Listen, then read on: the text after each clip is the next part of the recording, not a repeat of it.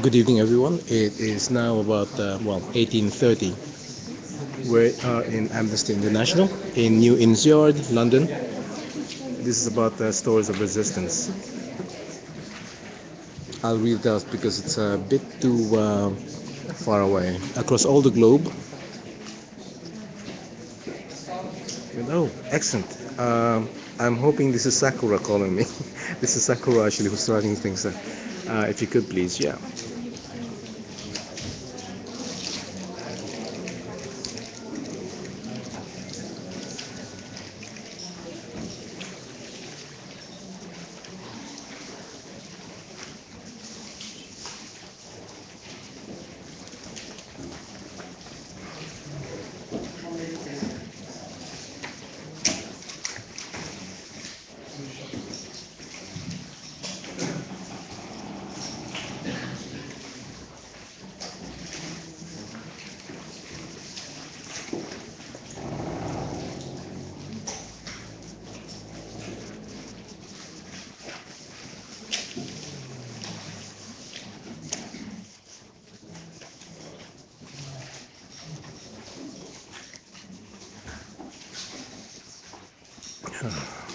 Okay, um, welcome to Stories of Resistance and an extraordinary evening, I hope, and we hope, of reports from the front line of mining around the world and what is actually going on in advance of several major AGMs this week.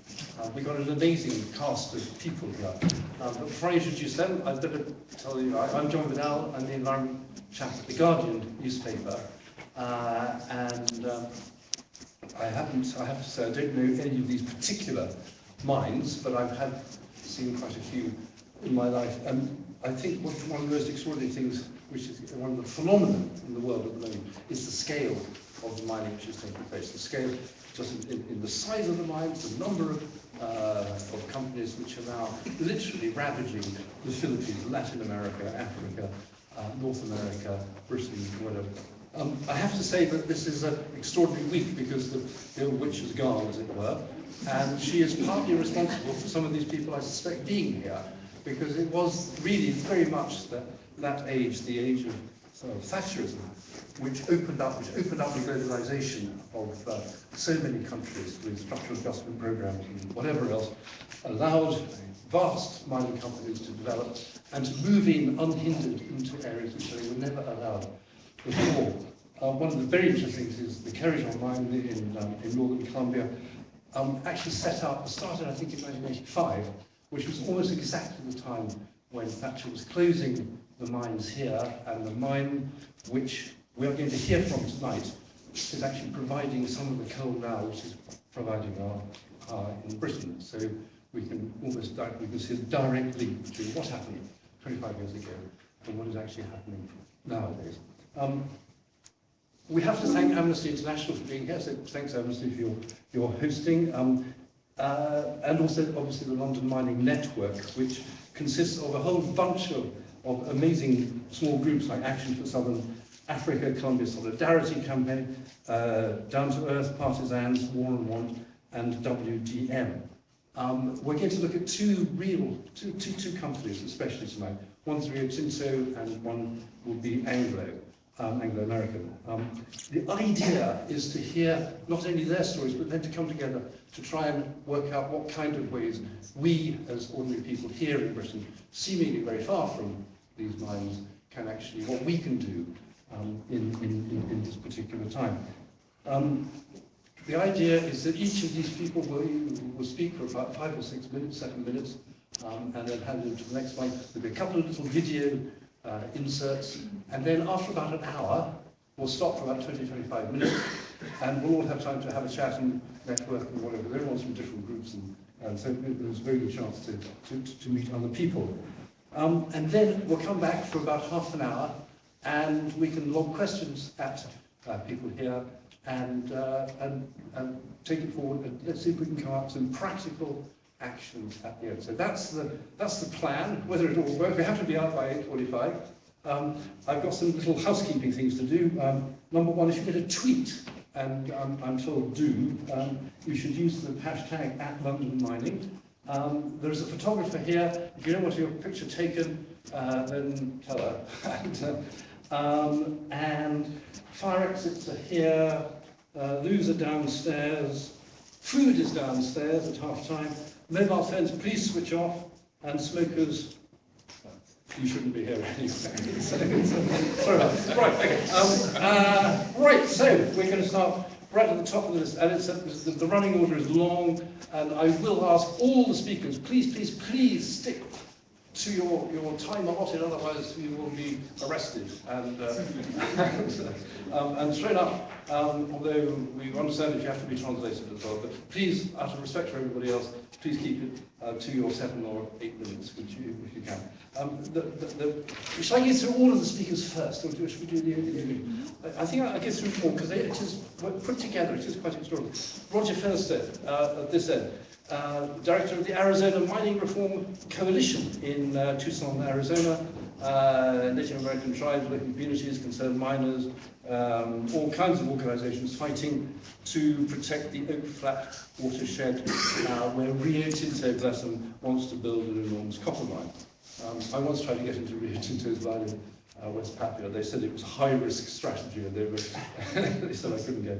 Right, then we've got Sakaren Dugusaren from Mongolia, from the Gobi. I don't know if you know about this mine. It's one of the most extraordinary things in the world. It's vast. It's going to have 30% of Mongolia's whole GDP is going to be invested in this one mine, which Rio Tinto has a 30% share in. She is director of Oyu Tolgo Watch, which is a NGO working on behalf of the herders and the people who are going to be deeply affected.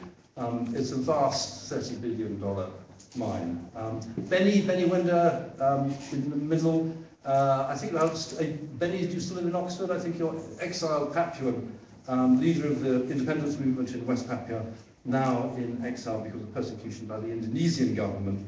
Again, Rio Tinto. This is the Grasberg copper gold mine in West Papua.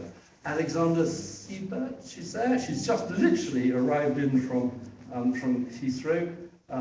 Said her first words to me that there was no room for me and Mrs. Thatcher. So there you go. She's the director of Save the Wild, UP, grassroots environmental justice bunch in Michigan's Upper Peninsula. Again, it's a Rio Tinto, nickel and copper. This is the Eagle Mine. And Peter Bailey from South Africa. Peter's there? Yes. The National Chairperson of Health and Safety for the NUM, which is South Africa's largest trade union. And as you probably know, tens of thousands of former mine workers are suffering from silicosis and other lung diseases, and have been taken to court. Well, the companies have been taken to court. And then finally, at the far end, we have Julio Gomez, who is president of FECO de Migua, the Federation of Communities Displaced by Mining in Guajira in Colombia. And this is the Kerajon, this is the Anglo-American mine. It's a vast, great thing. It's got 5 billion tons of coal in there. They've only managed to get 500 million tons out of it so far, and they're going to expand it even more. It's already swallowed up dozens of communities. They're now planning to move rivers and whatever to get even more of it. Anglo, as you know, has got its annual meeting on Friday, and Rio Tinto on Thursday, and I'm sure some of you will be there to welcome them. So, without more ado, let's go straight to Roger Featherstone from the Arizona Mining Coalition in America.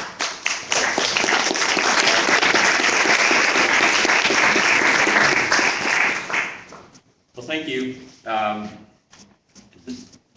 Can you all hear me? Okay. I usually don't need these microphones.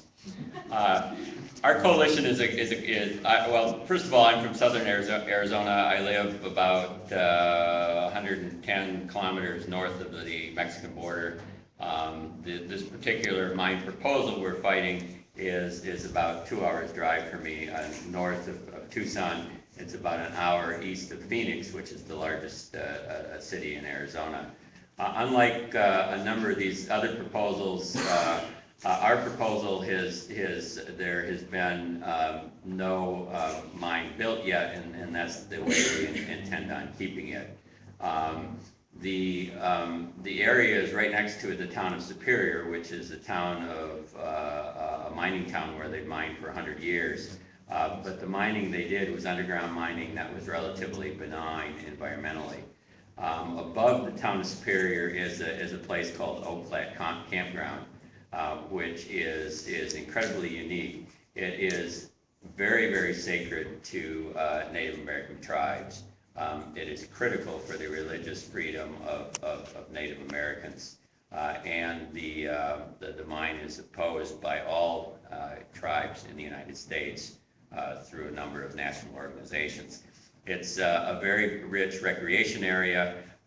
It is the most popular place probably in North America for rock climbing and bouldering, which is a sport that's very lucrative for local communities, and it's ecologically significant. There are federally listed endangered species there. It's a very rare, even though Arizona is, at least southern Arizona, is desert and very dry.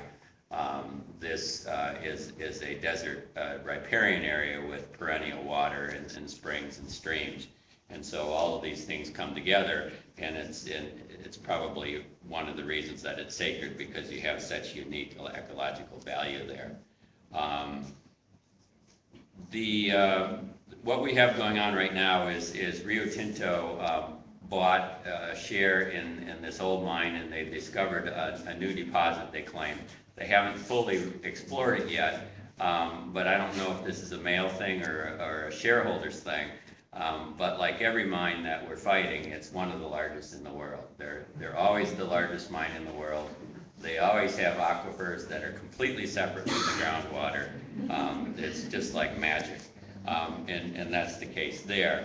And the United States has a very set process for mining. I should also say this is public land. This is owned by all U.S. taxpayers. It used to be right on the edge of the reservation. It used to be Native American land, and of course until U.S. government took that over. And this campground area, the large portion of it, was placed off limits from mining by President Eisenhower in 1955. So you have public land that's sacred, recreation area, ecological area, off limits to mining by presidential order. Rio Tinto comes along.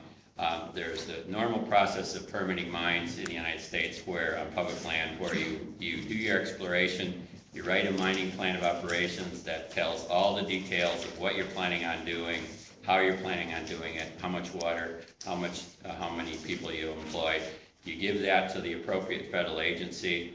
They open it up for public comment. They do alternatives. They almost always give a permit, and then the company goes along and mines and hopefully does a good job. That's the normal way to do it. Rio Tinto could do that. They could make a ton of money. What they're trying to do instead is go straight to the United States Congress for special interest legislation that would privatize this Native American sacred site, that would privatize its recreation area, and then Rio Tinto would no longer be beholden to federal law, only Arizona state law operating on private property, which is the worst in the United States as far as state land. So Rio Tinto, if they could make a ton of money going the normal process, they could make a killing by privatizing the land and going through Congress. So that's what they've tried to do. Since 2004, they've introduced, now that we're on a 12th version of this special interest land legislation. We've stopped all 11 previous attempts, but now they're coming at us with another one.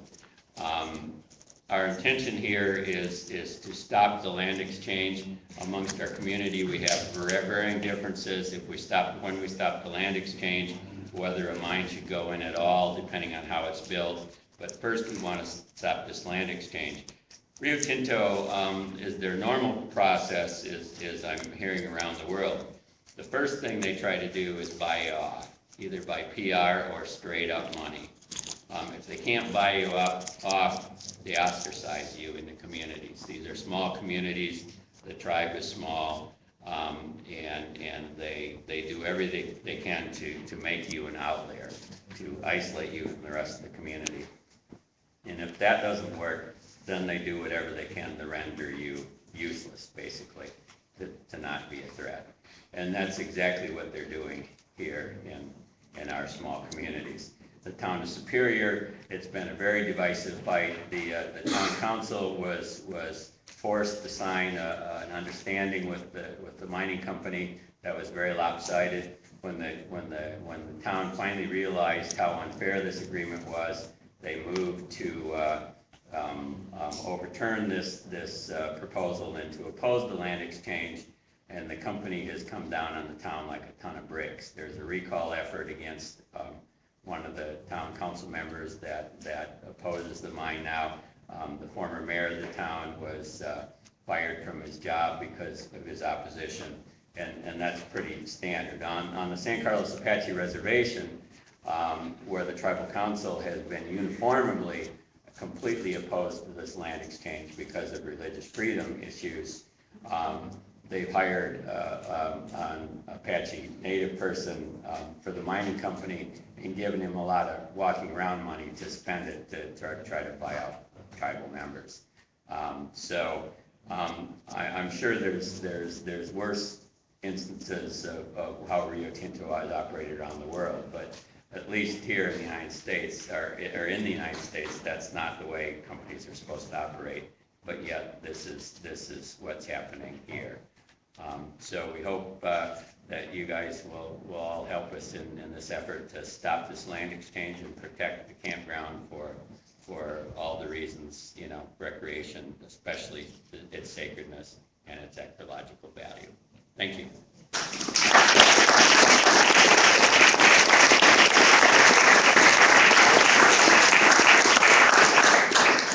Roger, thank you very much indeed. The sort of eerie echoes of so many other fights around the world with that one, Rio Tinto. What is it about mining companies? They all seem to choose sacred places, and the most beautiful places. They're extraordinary. But at least they haven't started yet. So while there's life, there's hope, and I hope we can all help in some way. Okay, secondly, Sakarel Dugaristan from the Oyu Tolgoi Watch in Mongolia. Welcome to London and another Rio Tinto commentary. Thank you very much.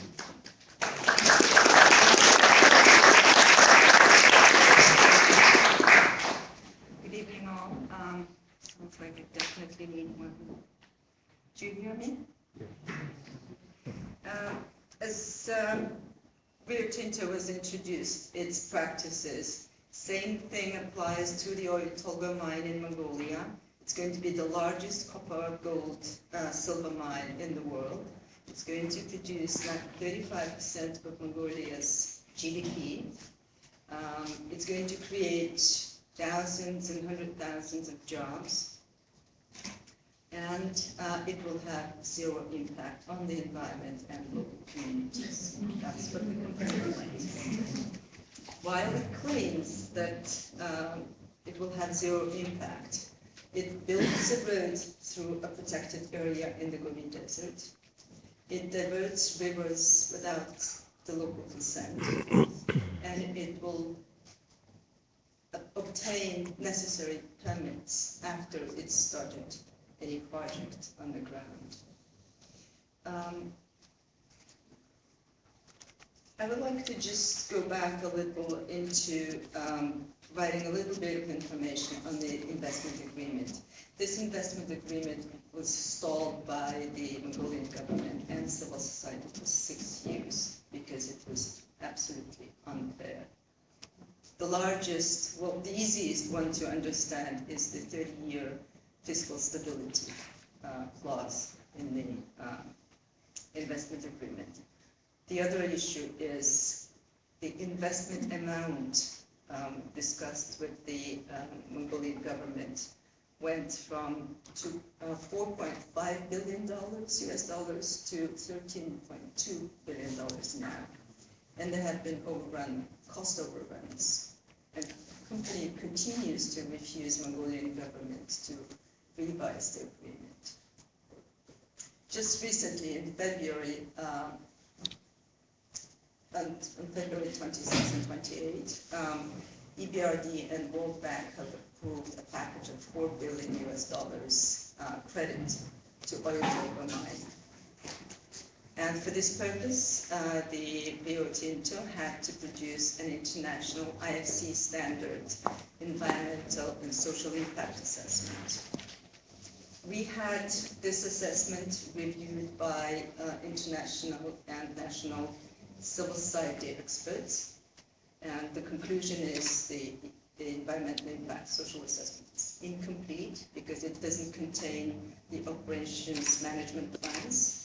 Essentially, the company borrowing $4 billion doesn't tell you how it's going to manage its operations, what technologies it's going to use, what tailings management is going to be there, and what waste rock management is going to be there. And then the assessment doesn't actually provide you the plans for the extraction, the production. It assesses the impacts of the construction plans. So it is retroactive, and most importantly, the detailed research and study information on the water resources is not publicly available. And that's water resources, as you would imagine, would be the biggest issue with the world's largest mine in a desert environment. And they continue insisting that there are water resources, they will be available, and they're working on it.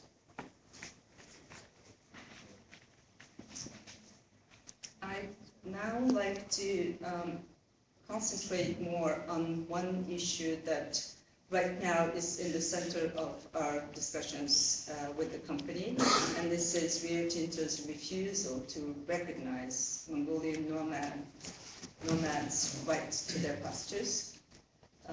They refuse that Mongolian nomadic pastoralists are an indigenous culture, and that they should have protected rights of their pastures, otherwise they cannot exist. Oyu Tolgoi, Rio Tinto have taken away the most important pasture. This is summer pasture.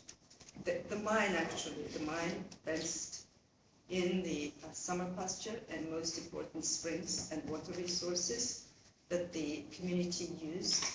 And they just claim that because summer pasture was used by everyone, they cannot possibly identify everyone who's supposed to receive compensation for this land.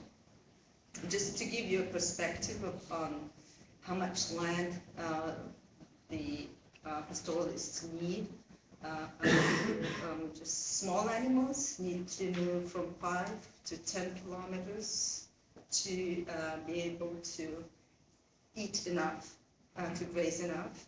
And then large animals, like Gobi camels, the Bactrian camels, and horses need to move from 15 to 50 kilometers per day.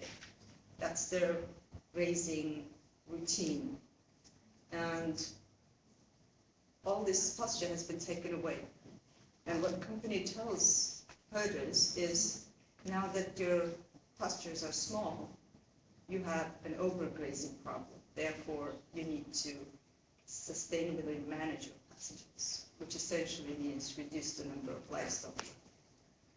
But then they don't want to go into the issue of whether that reduced number of livestock can sustain the household or can provide me enough income to educate my children. And the summer, there's also one other specific feature of that summer pasture is that they're at the same time reserve pasture. When winters are bad, all herding families go to the summer pasture. And they have lost that. The company promised that in return, in the winter, it will be providing them with fodder, which didn't happen until this winter. And it happened after a herder went to Washington to complain about the compensation plan of this project to the World Bank.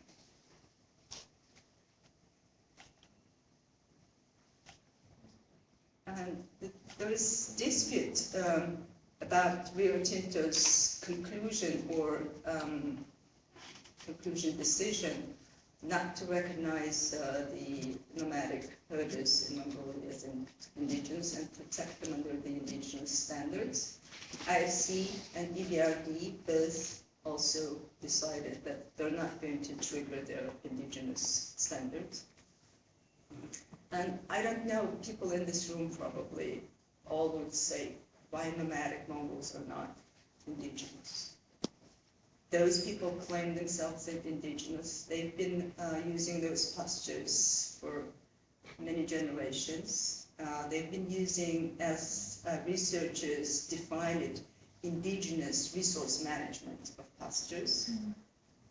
In all historical documents, they're the first people there before current Mongolia was established.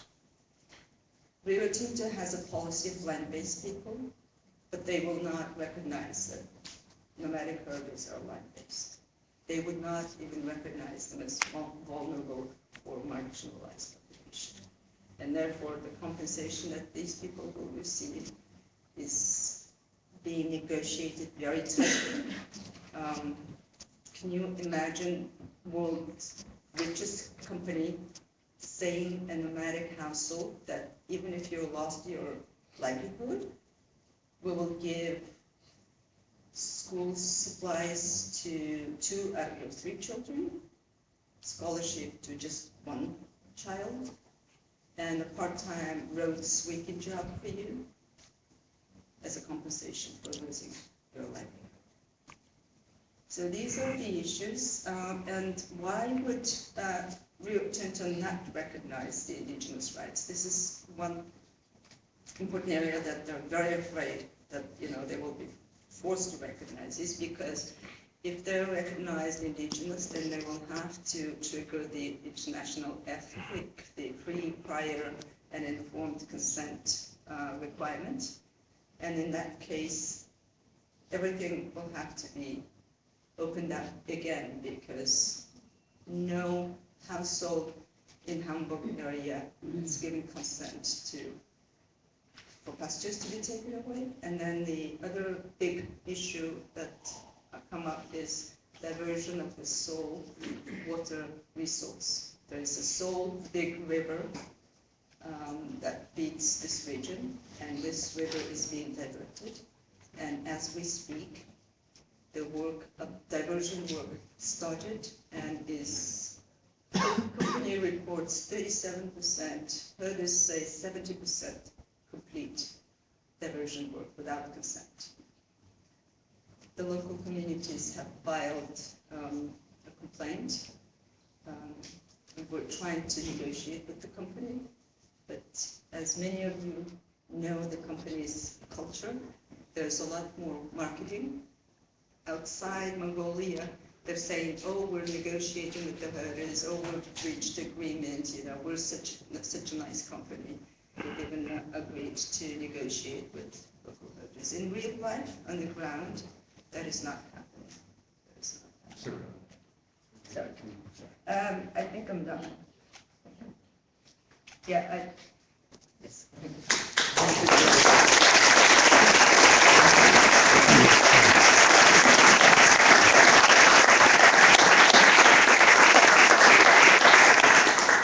It must seem terribly rude to interrupt someone who's come all this way, and I'm very, very sorry, but there will be time, and your stories will get out there, I promise you.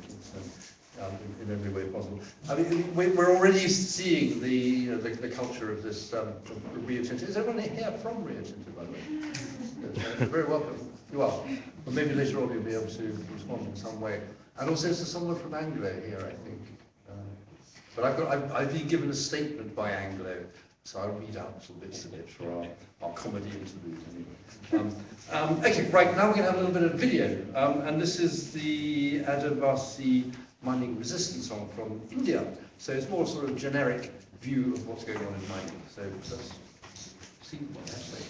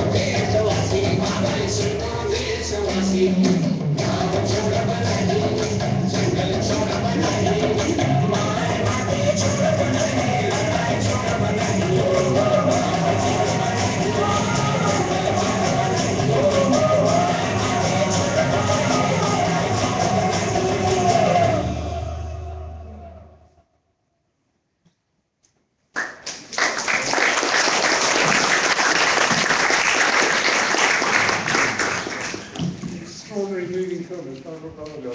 I'll see if we can get it up on the Mining website. I didn't know it's got copyright on it, but it should be shown over and over again. Okay, right, we're running out of time already.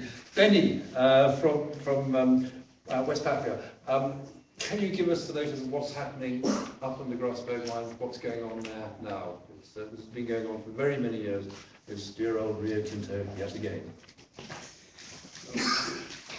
Thank you very much for this my second time, and London Mining Network always inviting me to be my people voice, to bring their concern, the struggle and the resist for the land and the mountain, the forest.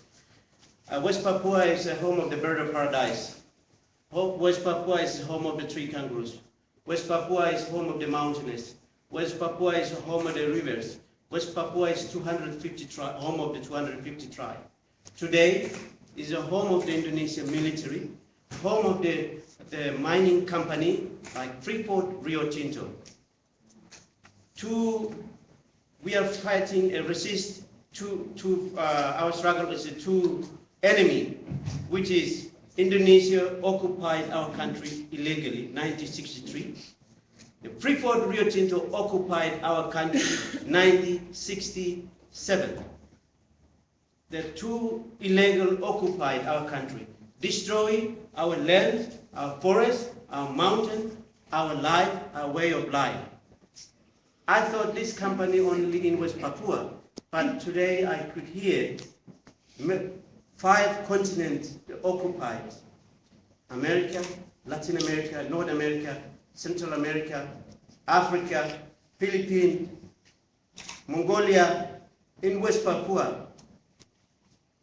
How many times we bring this issue? How many years we will talking about this, the company attitude toward destroying our land, our way of life. My people struggle for fighting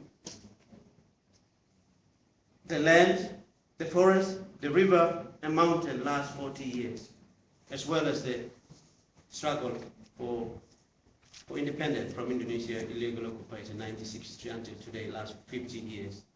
So our struggle is not only political independence, but about our survival. 2011, 13th of October, West Papuan come on the street, biggest demonstration ever in West Papua, the Grasberg Mount, Grasberg, they're now called Grasberg, but we call it Dugundugu.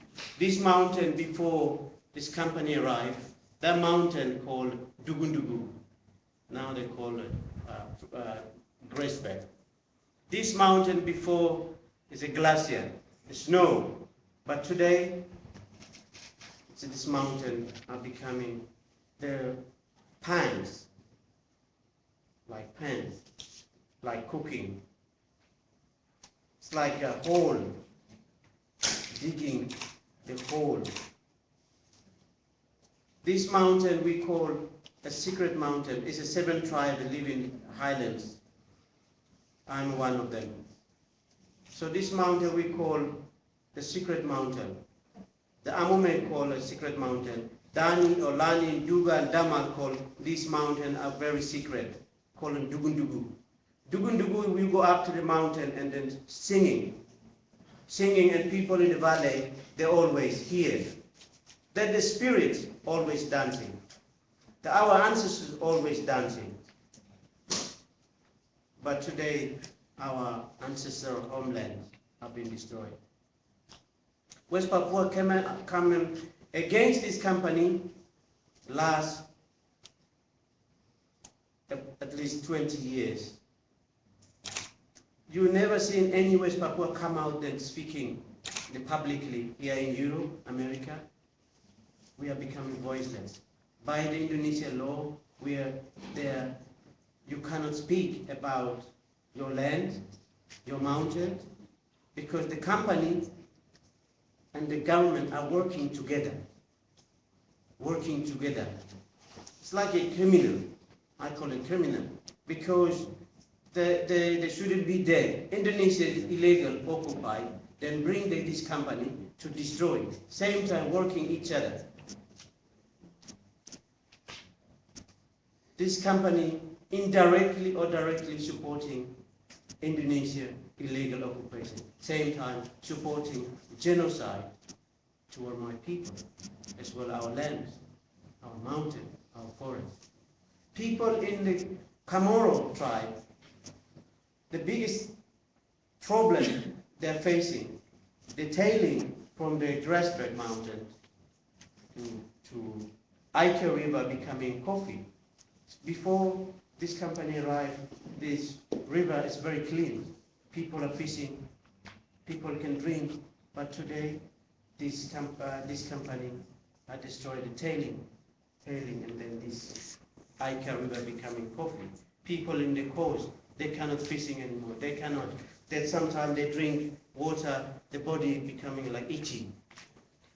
The company just ignored because the military are protected. People in West Papua are trying to protect or protest, even near the mining area. The military always create the violence, they blame Papua. Then the military asking, okay, the company, you need to protection. Company give the money directly to Indonesian military. Their company directly to give the police, military. The West Papua becoming voiceless, like the other part of the world, like in Africa, like in America. So West Papuan people, like people, indigenous people, we are becoming voiceless. How can you protect? How can you defend yourself? Legally, you are discriminated.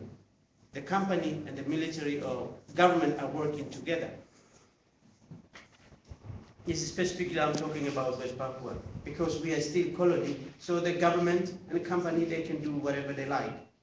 So that's why many times I give a talk, or many times I'm speaking about this. How can this behavior could change? The people power will change. That's what we're asking. People power will change, because we are indigenous people. The land is our mother. Forest is our supermarket. In here you have a supermarket. You got the money, you go to supermarket, you buy whatever you like today. In West Papua, the other part of the world, the forest is our supermarket. Land is our mother. We survive that land, we grow up that land, we will die that land. In Europe, different. But there is a lot of people are struggle, same struggle. I'm talking about West Papua, but we are the common struggle. To save, same time we are trying to save the planet. Same time we are trying to save people talking about environment. But you are a hero. You are a hero to trying to real working for save the planet. This company are human beings. They can see it, what happening. They can see it, witnessing directly. They are destroying, they are laughing. The people are underground and screaming, crying. How can human beings just live, just look at like that? People are crying for help. You can see the video. The same thing happening in my people in West Papua. How can human being 21st century just ignored? How can human being do that? Greedy. How can human being do that? We are humans, only different color, but we are same people. We are the cut our blood. It's become a black, it's a red, same. How can other human being do that to other human being? This is our common struggle now. We need to act before too late. Before too late destroy our nature, our environment, our forest, our mountain. We are connected. We are connected to the forest. We are connected with the land. We can building this house or this building. This is land. We are building on the top of the land. Same time we are destroying the land. Same time we are asking about global warming, but same time we destroy the mountains. That is what's happening. Thank you very much.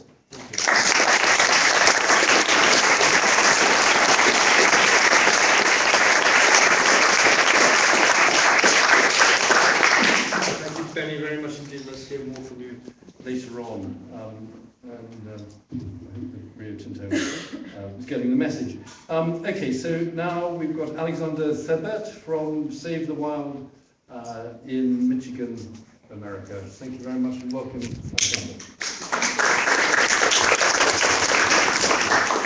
It's really an honor to be here today speaking before you.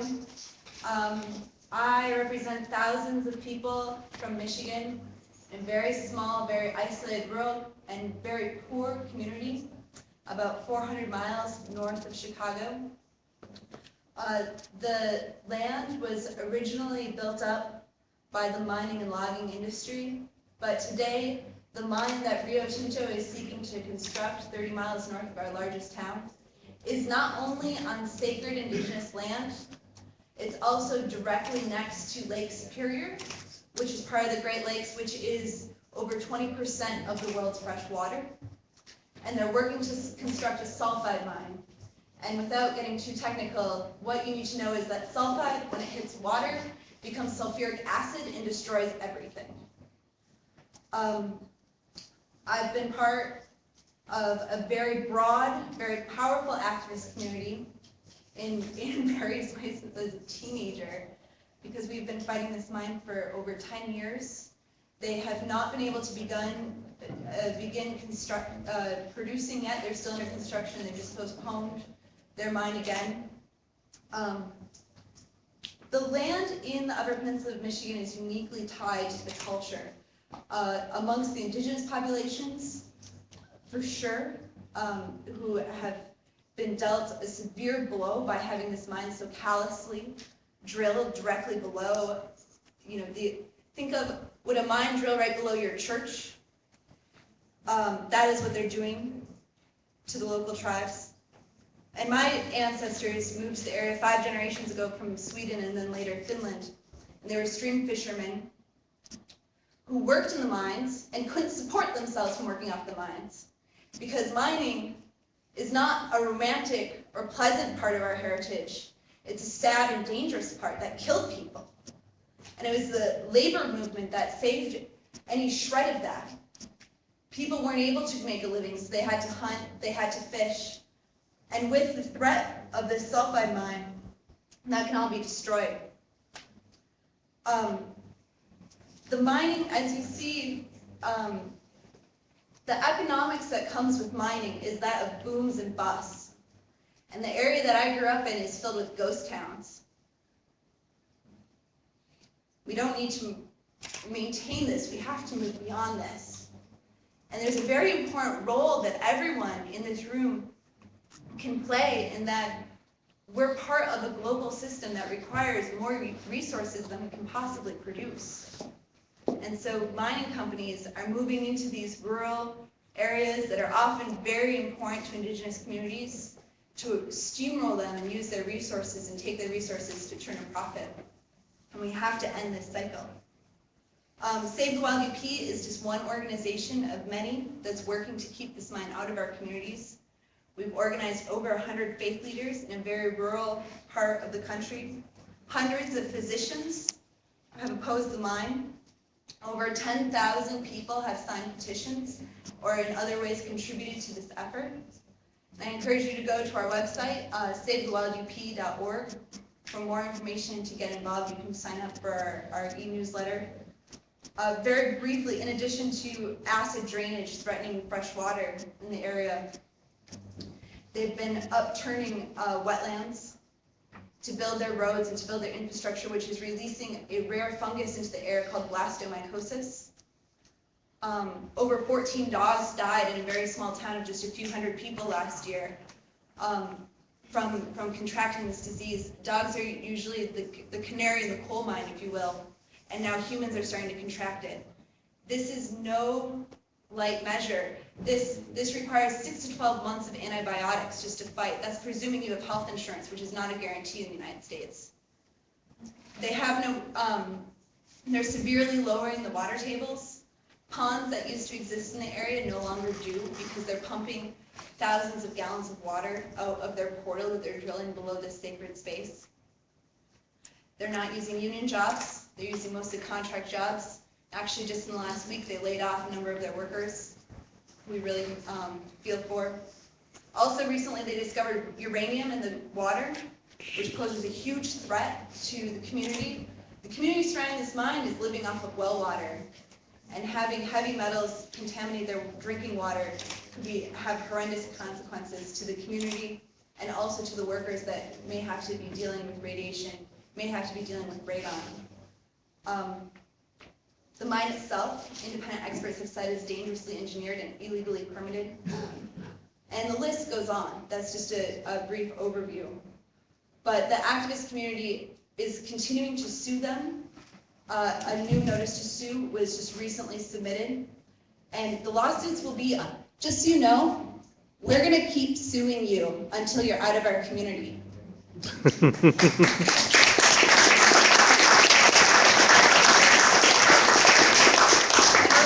And we're going to keep organizing.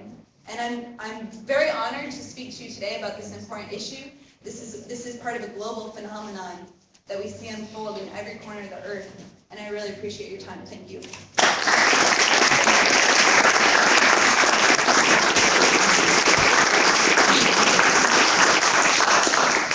Thanks very much, Alexandra. The Rio Tinto is in dozens, hundreds of communities around the world, and I don't think there's one mine anywhere it operates which doesn't have some group or some organisation fighting it in some way.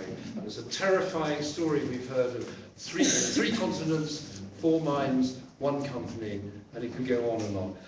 That's the end of the Rio Tinto section. As I say, the Rio Tinto annual meeting is on Thursday, so you know where we'll be. And now we move on to Anglo-American. Anyone from Anglo-American here? I was told that somebody might turn up. Okay, so you're hiding. So, all right, I don't blame you. We're going to start with a little video, which is called Welcome to the Mines, and it's a Clint Smith spoken word in the film They Go to Die.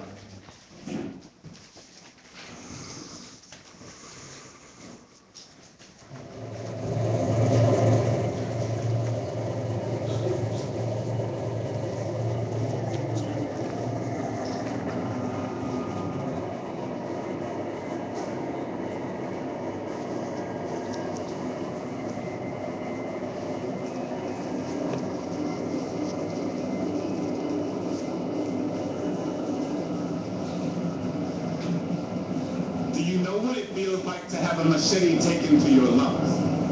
To hold a drill in your hand for so long you forget it's not a part of your body. To work in a place where light at the end of the tunnel is more than just a figure of speech. Welcome to the mines, where men work so far underground that sunlight is manufactured from headlamps and golden soot, where the sound of breaking bodies is drowned beneath a cacophony of hollow coughs and hammers, where disease festers in the air as if the earth were holding a grudge against mankind for failing to keep her secrets. In the South African gold mine, the reality of tuberculosis can make every breath feel like a death sentence. The toxic dust from million-year-old rocks like a swarm of dancing landmines along the walls of your ribcage, a bombardment of bacteria crawling through your throat tsunamis, or silicosis and sweat crashing against shores of black cracks like a crystalline whip. So these men, with cobblestone skin, jackhammer hearts, and jawbones clenched like redemption, exposed themselves to a world of disease and degradation unlike anywhere else on earth. How ironic that the industry responsible for the success of South Africa's economy is also culpable for a pandemic wiping out thousands of her people. These are the consequences of corporate indifference, where executives unwilling to part ways with the pocket change percentage of their profits, they have an illness to run rampant in a community they are supposed to protect. With golden clocks hanging in their offices like stolen halos, they refuse to provide real care for the very people who created their wealth. So why would anyone subject themselves to this? But what choice does a man have when he has to feed his family? When jobs are as scarce as roses on a crumbling battlefield, when he knows his wife and children can't survive off of unfulfilled promises?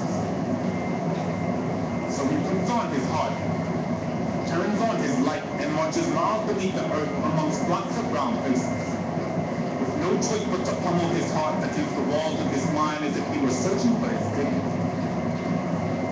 And when the miners are deemed too sick to work, They are simply sent home. Like disposable human tools that have lost the sharpness of their edges, with HIV and tuberculosis cascading in a power-bound drill right through their bloodstream, fathers falling in the eyes of their children, praying they don't succumb to the same fate line. On deathbed made of debris and lost hope, screaming at the top of their lacerated lungs, Ndiagula, Ndiatere, Ndiapa. I am sick, I am tired, I am dying. Imagine your father, choking on the inevitabilities of his past. Your mother, widowed by the misfortune of other people's apathy. Your brothers and sisters, settling for a future that seems all but inescapable.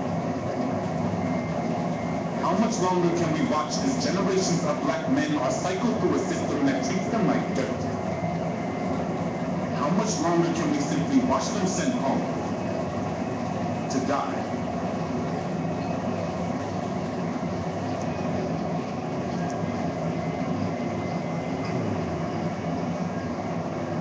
They Go to Die, a film by Jonathan Smith.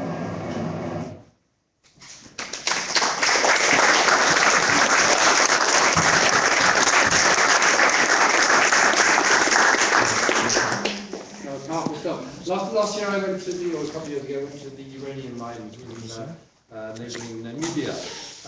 And we had a series of public meetings afterwards with some of the miners and the ex-miners, and they began to tell us about the illnesses which they contracted over 20, 30, 40 years, digging out the uranium for France and for Britain and for others. It was a terrifying, terrifying story of companies refusing to accept what was going on, refusing to acknowledge the best science and refusing to take their legal responsibilities. I was absolutely shocked and appalled. But now we have Peter Bailey, who knows about this much more than probably anyone in this room. National Chairperson for Health and Safety for the National Union of Mine Workers in South Africa, who I imagine has got an extraordinary story. Welcome, Peter.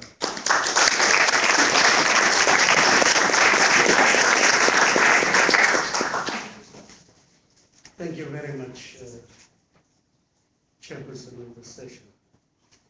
Thank you to Exa, War, Quantum War, everybody else, yourselves present here. Your presence here is the beginning of making a significant contribution to the plight of thousands, if not hundreds of thousands of Black South African mine workers, but also the Rio Tinto challenges that so many indigenous communities are battling with. To give you an indication, in 2004, a study was done by the National Institute of Occupational Health in South Africa. Just a quick synopsis. And from 2004 to 2010, the number of people that came forward, which they picked up, who were diagnosed with silicosis, was 14,800. The mining industry in South Africa is well over 150 years old, especially the gold mining industry. Hundreds of thousands have died without any compensation. Their families were left destitute. This is Mr. Matola. He started in the mining industry in 1965. Was diagnosed with silicosis. Never told. Sent back because he was still healthy. The cost of retrenching him and retraining somebody else was too high. So they sent him back. When the litigation process began, we requested that he give testimony very early, before the trial begins, so that at least he would qualify for compensation. Currently, if you are dead, your dependents do not qualify prior to the litigation process. They refused, Anglo-American refused to have him give testimony. Unfortunately, 1 November 2012, he has passed on. This is a true reflection of the brutality of the multinational companies. Napo, another gentleman, who is 64 years old, is very ill today, with thousands, tens of thousands, only in the Eastern Cape. We are not talking of Mozambique, we are not talking of Lesotho, we are not talking of KwaZulu-Natal, we are only talking of one section where they got their labor from.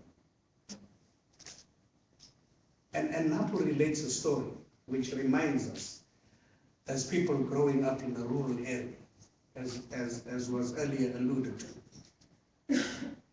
When in a rural area, you are highly dependent on your natural environment to feed.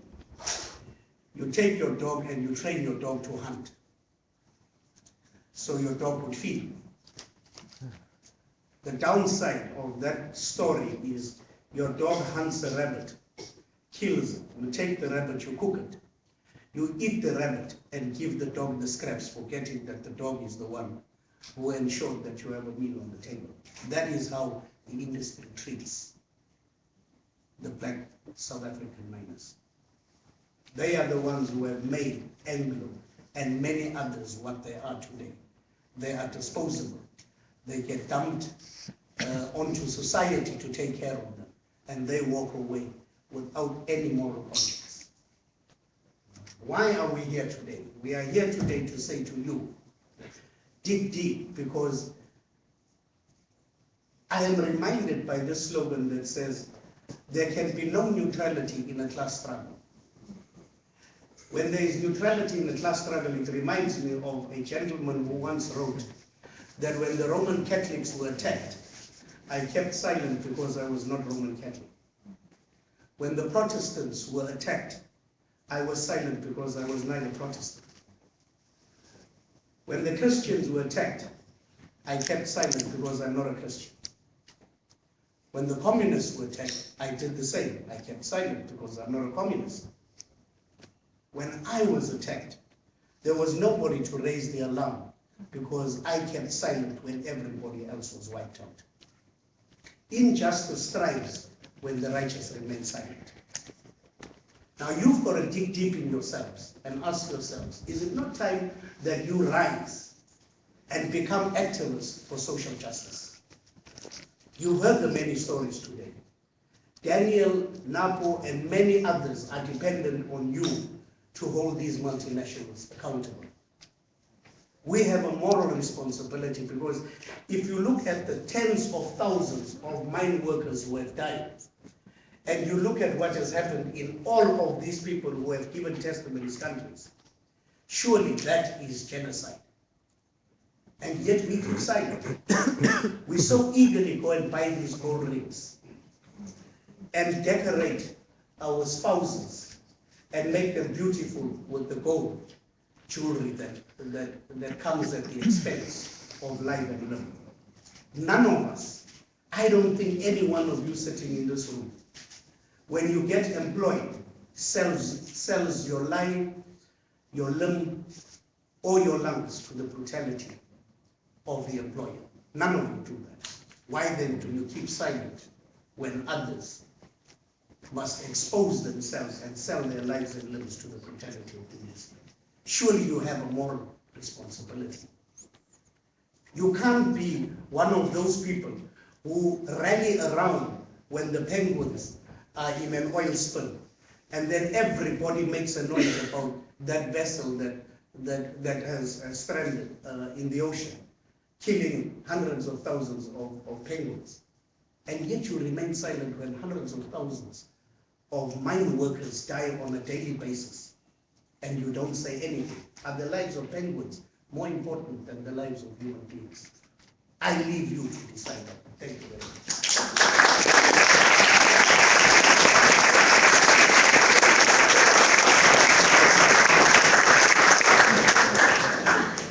Well spoken, Peter. There's the challenge for us.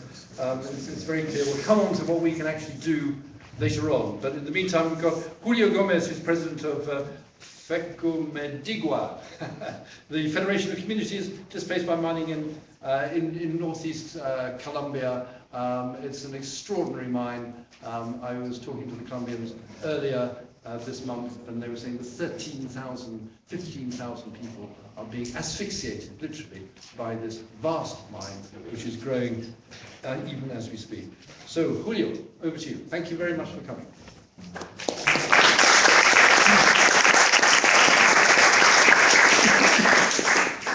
Okay, thank you. Ya no queda mucho por decir, ya casi todo está dicho. Estas son las desventajas de quedar de último.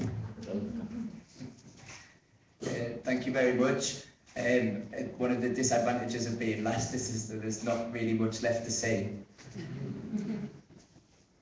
Viendo las exposiciones, escuchando las exposiciones de cada uno de los compañeros anteriores y viendo esos videos proyectados, yo pienso que si algún funcionario de alguna de estas empresas escucha lo dicho acá y ve ese video, esos videos, si tiene medio milímetro de conciencia, debería renunciar a su cargo. And hearing everything that's already been said tonight and watching these videos which have been shown, I would say that if there are any employees of the companies which are here tonight and they have any small amount of conscience, then they should resign.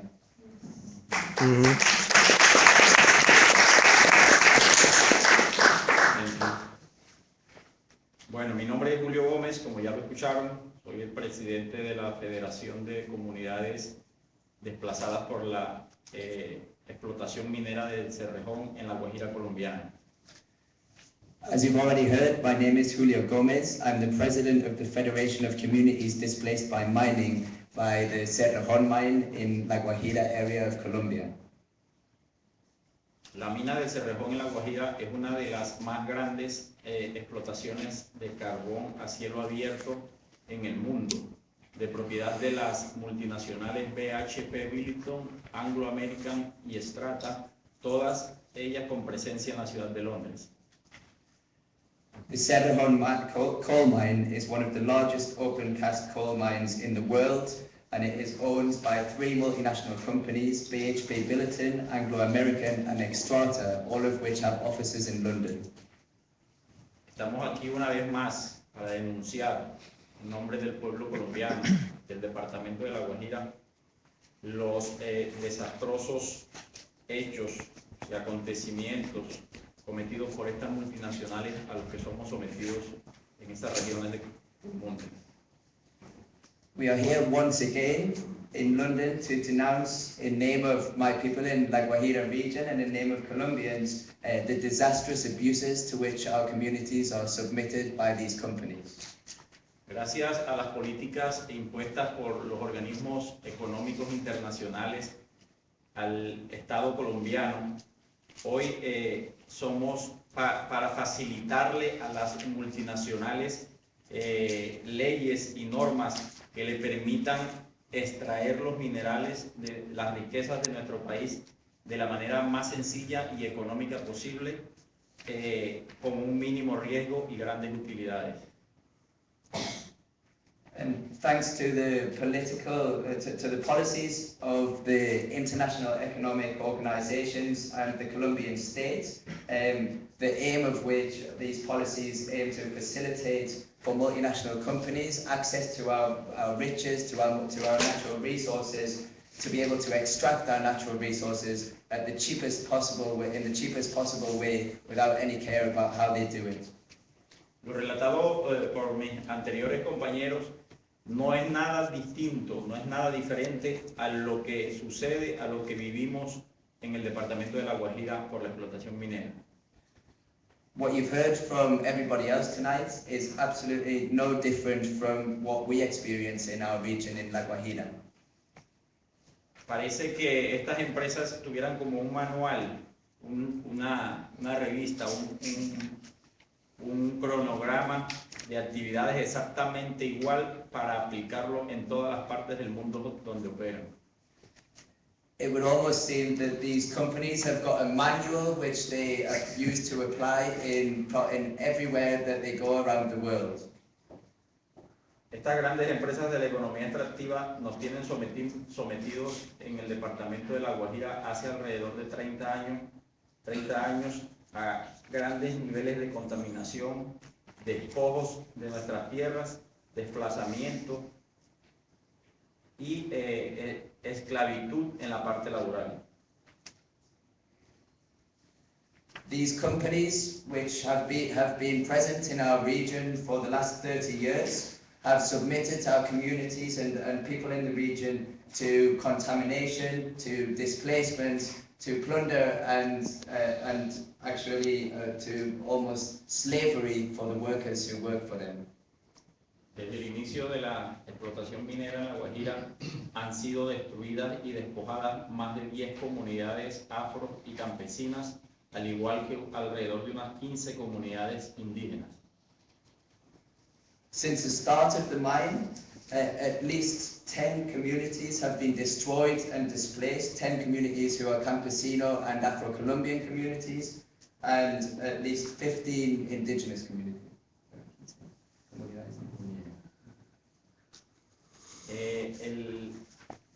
El desplazamiento, el despojo de la comunidad de Tabaco a sangre y fuego, perpetrado por la Fuerza Pública Colombiana a solicitud de la multinacional Cerrejón. Lo mismo sucedió con la comunidad de Manantial, comunidad de Saraíta. Igualmente padecieron desplazamientos por otras influencias de las mineras, las comunidades de El Descanso, Palmarito, Caracolí.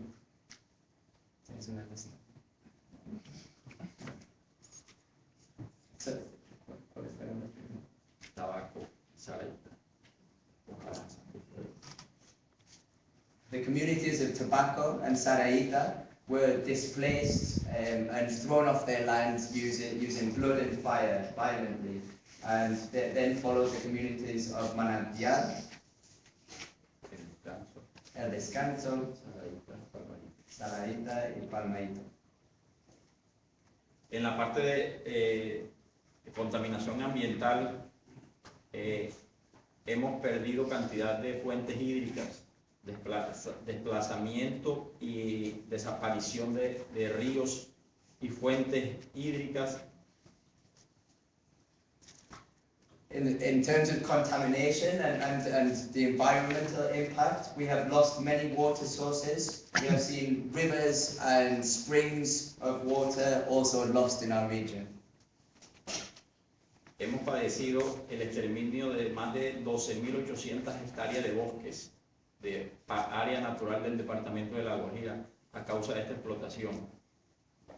We've lost more than 12,800 hectares of forest in our region.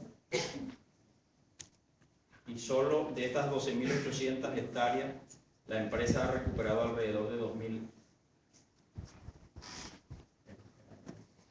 Recuperado, o sea, reforestado. And the company has only replanted 2,000 of these 12,800 hectares. Y salen con unas extraordinarias campañas publicitarias a propagar que hacen minería responsable, porque de 12.800 que han devastado han recuperado 2.000. And they use these 2,000 that they have replanted to do publicity campaigns arguing that they are acting in a responsible way. Enfermedades de todo tipo en la población, en las poblaciones aledañas, también está causando esta contaminación. Enfermedades que nunca habían padecido los pobladores de estas regiones, hoy en día las encontramos por doquier. Also, many illnesses are being suffered by the local population, illnesses which had never been suffered before, and today we find that they are endemic. La esclavitud de los trabajadores, además de innumerables enfermedades que también padecen a causa de sus condiciones laborales. As well as the terrible working and employment conditions which workers in the mine have, they also suffer from the slavery conditions and the illnesses which they contract in the mines. La empresa cuenta con alrededor de unos 10.000 trabajadores. El 60% de ellos son contratados a través de empresas contratistas, están bajo la figura de la tercerización. The mine has around 10,000 workers, 70% of whom are subcontractors and therefore are taken on an informal basis and at arm's length from the company. Ese 60% de trabajadores tercerizados ganan 30% menos que los trabajadores contratados directamente y no se les permite el derecho a asociarse sindicalmente. Sorry, it was 60% of them are subcontractors, and of these workers, they earn 30% less wages than workers who are directly contracted by the company, and they don't have the rights to join trade unions. Es tan flexible y cómoda para las multinacionales la política minera de Colombia que entre los años 1985 y 2012 la empresa tuvo ingresos por 23.800 millones de dólares y al Estado colombiano solo le quedaron 2.000 millones de dólares. Entre 1985 y 2012. And you can see how flexible and comfortable the Colombian state's mining policy is for these multinational companies by the fact that between 1985 and 2012, this mine made $23.8 billion and the Colombian state was only left with $2 billion. Para colmo de males, como si todo esto fuera poco, pretenden, por medio de un proyecto llamado P500, proyecto de expansión, desviar el río Ranchería en 26 kilómetros. And finally, as if all of this wasn't enough, the company is now proposing to expand the mine, and for this expansion, they are going to divert the river Ranchería for 26 kilometers. El río Ranchería es el único río que tiene el departamento de La Guajira. La Guajira es el departamento más seco, más desértico del país colombiano. This river is the only river which we have in the department in our region, La Guajira, which is also the driest region of Colombia. Gracias a eso conformamos en el departamento de La Guajira un comité cívico por el río Ranchería, cuyas acciones permitieron que la empresa suspendiera temporalmente estas pretensiones. Because of this plan of expansion, we, the communities in the area, formed the committee for the river Rancheria. And because of the actions which we took with this committee, we managed to get the company to suspend this project.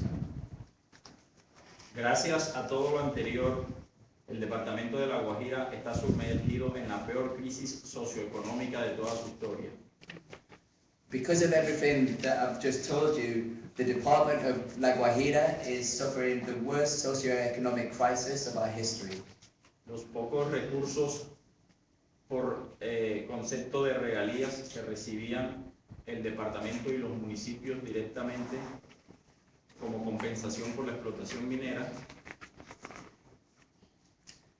The few resources which our region and our municipalities receive because of the mining as payment from the state and from the company fueron arrebatados por el gobierno nacional por medio de una reforma a la ley de regalías y esos dineros pasaron directamente al manejo del Estado. were taken away in a reform to the way that the mining tax on these companies works, so that now this money goes directly to the Colombian state and not to our region. Hoy en día nuestro departamento, a pesar de generarle a las multinacionales en 17 años 23.800 millones de dólares, está sumergido en una crisis de prestación de servicios públicos, de salud y desempleo de grandes magnitudes. So today, our region, after generating $23.8 billion for these companies, finds itself in a situation of crisis with regards to public services, with regards to health services, and also with the huge levels of unemployment. el 40% de los habitantes del departamento de La Guajira pertenecen a la comunidad indígena guayú y el 60% de los indígenas guayú son analfabetas. 40% of the population of the La Guajira region are from the Waju indigenous ethnicity, and 60% of those are illiterate.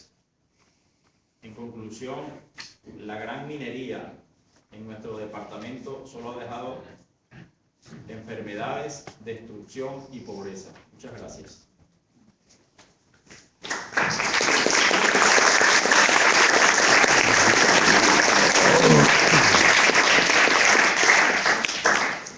Julio, thank you very much indeed for that. Oh, yes, okay.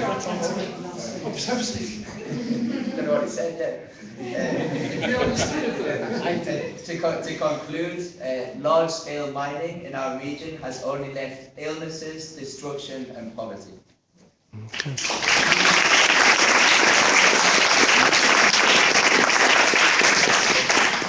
There you go, illness, destruction and poverty. It's the same story, 4 continents, 5 speakers. Thank you all very, very much indeed. You've informed us. It's been a geography lesson. It's been a lesson in human rights. It's a lesson in environmental justice. Something needs to be done. That's what we're going to do when we come back. We're going to talk about what we can do, how we can support people, how we can become activists. In the meantime, there's tea and coffee and things downstairs. And let's come back in 15, 20 minutes. Thank you very much indeed. Thank you very much.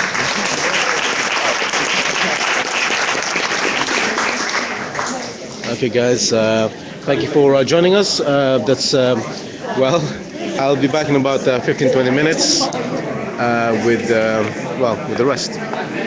And please come back. So I shall see you later. Peace out.